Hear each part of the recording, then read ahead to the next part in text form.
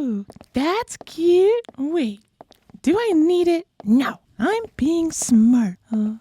But buy now, pay later. Oh, so basically free. Ah!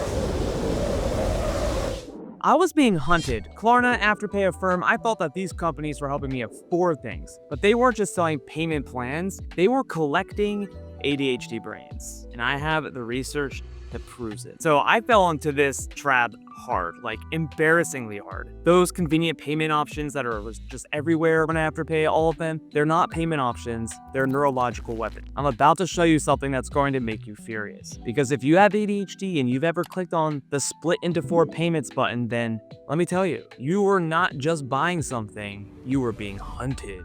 I thought I was just terrible at money, honestly. That ADHD shame spiral, that was me every day. And if you're watching this, you probably know exactly what I'm talking about. You know that crushing feeling like you're broken and fundamentally flawed? Well, that's not your fault. I'm about to show you why. But then I'd see something, you know, the $200 gadget. So, you know, I'm just minding my own business. Then all of a sudden, oh, this gadget comes up. Perfect. I need this. Need it. I'm like, all right, here we go. And then Klarna pops up. Pay in 4. No interest. What a deal. My brain latches onto that $50 per 2 weeks or whatever like it's salvation. 50 bucks? I can handle 50 bucks. And that was my life on repeat back in the days when I was spending like a wild man. For this video, I dug into the research and things that I maybe suspected were found. It's really sinister what's going on. It's not just me, it's also them for sure. The research made me furious. And you want to know something terrifying? If an ADHD expert sat down with the only intention to create a system that would financially destroy the whole population of people with ADHD, he would absolutely build what Klarna, Afterpay, PayPal, Affirm have done. I've got 4 weapons they use to literally zero in, target, and hunt us ADHDers to try and just destroy us while they make money. So we've got 4 weapons. The 4 weapons, they're literally trying to reverse engineer, destroy our finances using our brains. Here we go. So Russell Barkley's research shows ADHD is fundamentally an executive function deficit disorder. If you are a 28-year-old and you have ADHD, your brain's impulse control is functioning at a 17-year-old's level. And these companies know this and they are exploiting it. We're like little children when it comes to behavioral inhibition, and that means we're ripe for the picking. They know it. They offer instant approval. They deliberately bypass the prefrontal cortex functions that are already broken in our brains. They're exploiting it. We're like little children when it comes to behavioral inhibition. They offer instant approval and they are deliberately bypassing our executive function prefrontal cortex's already minimized ability to make a good decision. We're like, ooh, $50, not $200. Forget about the rest. So yeah, that's the first weapon. Just straight up hijacking a known executive function issue they know we can't resist. Weapon number 2, exploiting our dopamine pathways. PET studies show that ADHD brains have significantly lower dopamine availability. We live in a chronic hypodopaminergic state. And what that basically means is we are constantly just searching for the next best thing, the next immediate gratification. And so in other words, we're literally walking around with brains that are starving for reward all the time. It can be the littlest reward, it can be the most maladaptive reward, it's just a reward. These companies, they're dangling out there exactly what our brains crave most. Buy now, pay later services function essentially as sophisticated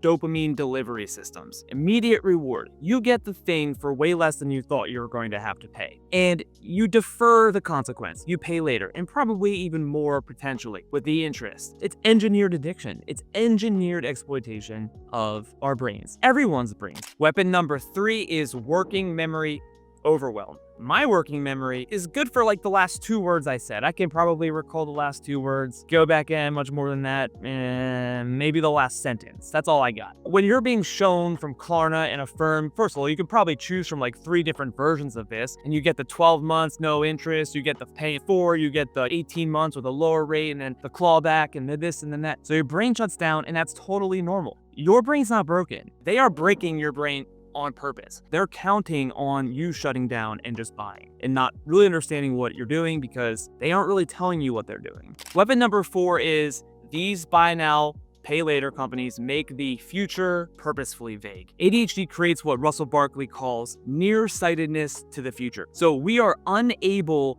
to basically think through the consequences of decisions we're making today. Those future consequences, we aren't really able to think through them because those consequences happen so far out in the future that they're not tangible and we can't really connect to them. And if we were to connect to them, it would take a long time and we'd have to really think about it and get in touch with all of our values and goals and put all of these pieces together and be like, yeah, that's not okay. I don't want that for reals this time. But we're just more like, I got today, I got tomorrow, maybe tomorrow. Tomorrow's not promised. I'm going for it. I'm just gonna do it.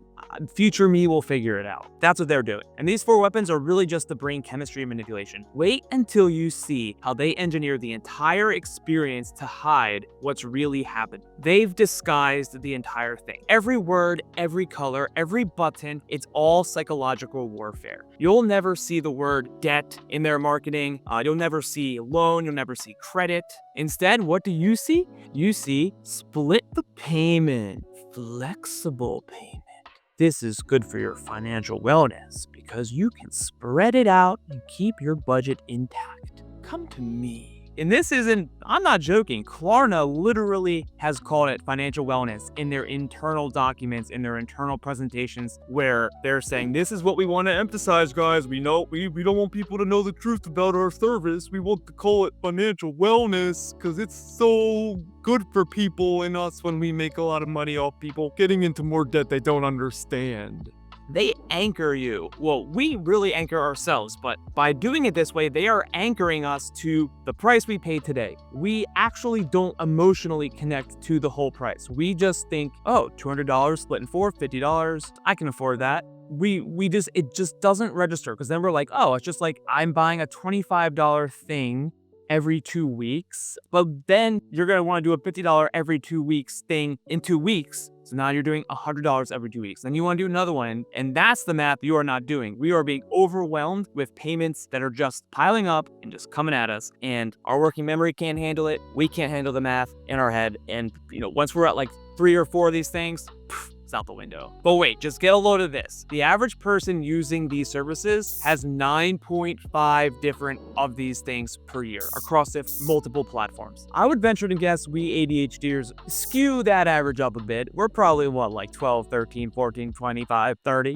whatever. And so think about that for a second. You're not managing one payment schedule. You're juggling 10 different payment schedules across 4 different companies. And 2 weeks ago, you did Afterpay. Before that, you did Affirm. And then you did Klarna. And you had, a spree with PayPal paying for. So you have 5 different accounts. And you sure as crap aren't going to go log in and go see and track it and put it in a spreadsheet. I mean, how many of you actually use a spreadsheet? Raise your hand if you use a spreadsheet and you track all this. Because I don't. It just goes into the abyss. And you hope and you think you do in the exact moment you press buy that you'll have enough money because, God's gotten you so far, you're still alive and kicking and you haven't declared bankruptcy yet. And before you beat yourself up about this, remember, it's designed this way. It's not personal. You're trying to track something that is designed to not be tracked. This isn't a personal failing. They don't make this easy. They want you to be confused. And so this is what researchers call phantom debt, because it's debt that feels like it doesn't exist because you can't really see it and you don't really track it. You're on your budgeting app,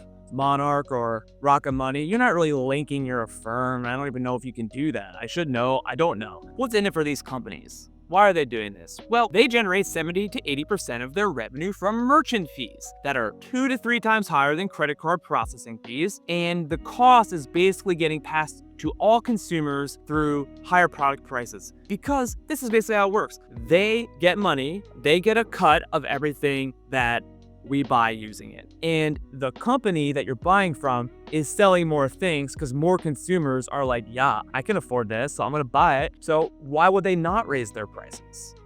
If they're gonna sell more anyways now, and they keep the price at the same price, then they're just gonna lose their profit margin. They need that profit margin to stay per unit, to stay where it is at for their next quarterly conference call with their investors. And here's where it gets really predatory. Late fees range from $8 to $25 or up to like 25% of the purchase price. Bank overdraft fees average $35. So when multiple automated withdrawals hit simultaneously and you can't keep track of all of these things, then the penalties are just going to start adding up and adding up and adding up. And how long do we think Affirm's been around? I don't think it's been around that long, but companies like Affirm report adjusted operating income of $381 million on revenue of nearly $1 billion.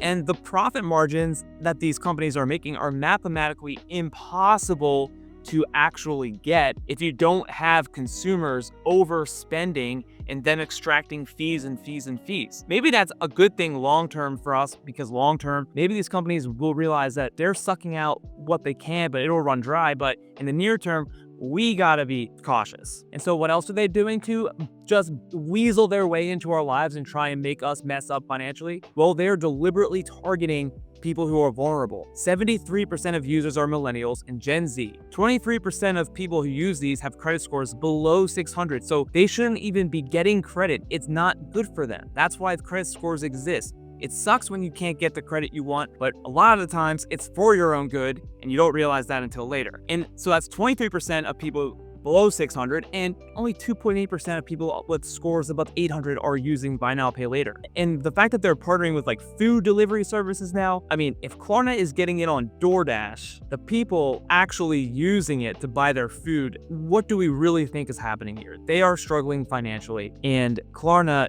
sees them as an opportunity for fees. The Instagram algorithm knows you so well. I used to be on Instagram and I was such a sucker for the ads. Every other ad would take me away from whatever it was I was really trying to do, which was just to escape and watch some funny stuff. And because it knew me so well, I would go and I would explore and I'd say, okay, what is the pitch? Let me read this very long pitch and see how many upsells they can do before I say no or yes. And by the time, you're actually done looking at this thing and maybe you finally worked up the oomph to be like, no, not today. You're not going to do this to me today. Well, you spent a lot of time doing that, and that's exhausting. You are not the customer of a Klarna and Affirm.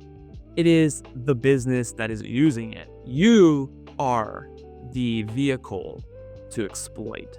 You are who they want to get into the pocket of. Ultimately, you are the instrument that they play to make themselves very wealthy and try and sell you on something that feels good but is destructive. And so what are we going to do with this? Several years ago, when I was studying for the CFP and just all about the financial planning industry, I heard a podcast from a financial planner who said, and I loved this, she was like, I don't give the perfect advice to pretty much anyone. I give the half good advice that I think they will actually follow through on, because half good advice that gets followed through on is better than perfect advice that never gets started. So first step, harm reduction. So maybe right now, if you actually, spend 30 minutes actually figuring out how many of these things you have open, and let's say you have 5 or 6, then make it your goal just to reduce it to having 1 or 2. And then you can just say to yourself, I will have no more than 2 ever at any given time. What actually prevented me from doing more of these things back when I was a reckless spender, dealing with the worst imposter syndrome ever, dealing with just shame galore, what really prevented me from making it overly bad was that I hated not knowing. Like part of my thing is that I need to understand and know things, even if it's bad. Like if I have 30 grand of credit card debt, I want to know that I have 30 grand of credit card debt and I want to see it. So that prevented me actually from doing this because it was so hard to keep track of. I'm only going to have 1 at a time or 2 at a time, and not until, because if you have 1 or 2 at a time and it is genuinely paying for no interest or something, that can actually be something that is responsible if done with intention and with execution. It's when you're just kind of recklessly doing it that we have the problem. That's number 1. Just have 1 or 2, and then you'll be able to keep track of it mentally. You'll know, and then when they roll off, and you have something else a little bit bigger to buy, you can say, okay, I have space for 1. So we're not trying to get rid of it totally. We're not going to be unrealistic, but we're just going to reduce it and then keep some boundary on it. Number 2, find a substitution for your chronic understimulation. That doesn't involve spending enormous amounts of money, or at least not being able to predict the amount of money that you're spending. Maybe you go take singing lessons. That's what I'm actually doing right now because it is interesting. I can watch YouTube videos and get into it. That's free. The lesson costs money, of course, but it takes up my time, so I don't have as much time to sit around throwing dollar bills at all the little fancy gadgets, that are just constantly being thrown in my face. 3rd, reality check time. Buy now, pay later is dangerous, and we must avoid it as best we can. It is debt. There's no ifs, ands, or buts about it. You're using it because to some extent, you're wrapped up in consumerism and you are giving in. The reality is you are giving in all the time for the instant gratification and for the reward. And it is going to do damage to yourself if you don't get it under control. So the reality check is number 3, and looking internally to see what is really going on and what can I substitute this with? How can I channel this energy somewhere else that isn't going to be causing self-harm? And if there's some level of shame or some level of something that creates the cycle that sort of adds fuel to the fire, then it's time to get in touch with that and become aware, because the awareness of the issue that's the deep down issue is what's going to unlock a mindset that believes that it can get over the problem because now it understands the problem. So remember when I talked about those 10 different payment schedules you're trying to juggle, the spreadsheet you don't have, the money disappearing into the abyss? Here's what I realized after falling into this trap so hard. Protecting yourself from buy now, pay later companies is just half the battle. Because even if you delete every app tomorrow, you're still going to be left with the same ADHD brain that got you there in the first place. The real problem at the end of the day for us steers who are struggling with our money, you can't seem to get a grip on it,